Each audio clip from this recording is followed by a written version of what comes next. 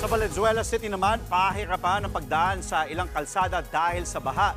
Kinailangan ding putulin ang supply ng kuryente para maiwasan ang disgrasya.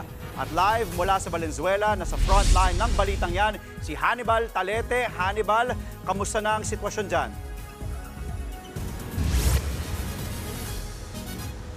Andre, humuhupa ng baha pero nag-iwan ito ng makapal na putik sa kalsada at mga bahay sa Marulas sa Valenzuela. At ito ngayon matapos ito ulanin, dala ng bagyong Karina at ng habagat.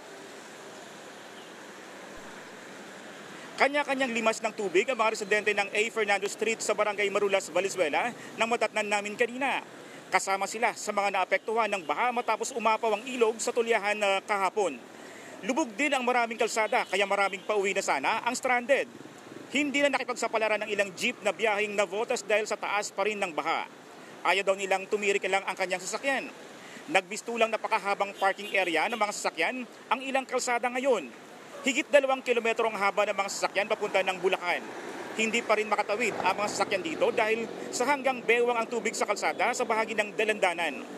Bukod sa baha, problema rin ng ilang residente rito ang kawalan ng kuryente. Pinutol muna ang supply ng kuryente para hindi na maglulot ng disgrasya, lalo't lubog sa tubig ang maraming bahay. Kahit walang kuryente, tuloy pa rin ang negosyo ng ilan dito, Andre.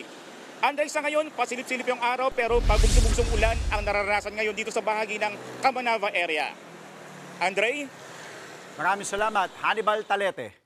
Mga kapatid, Jess De Los Santos po, huwag magpahuli sa mga umaaksyong balita at napapanahong issue sa bansa. Para sa mas malawak na balitaan, mag-subscribe at mag-follow sa social media pages ng News 5.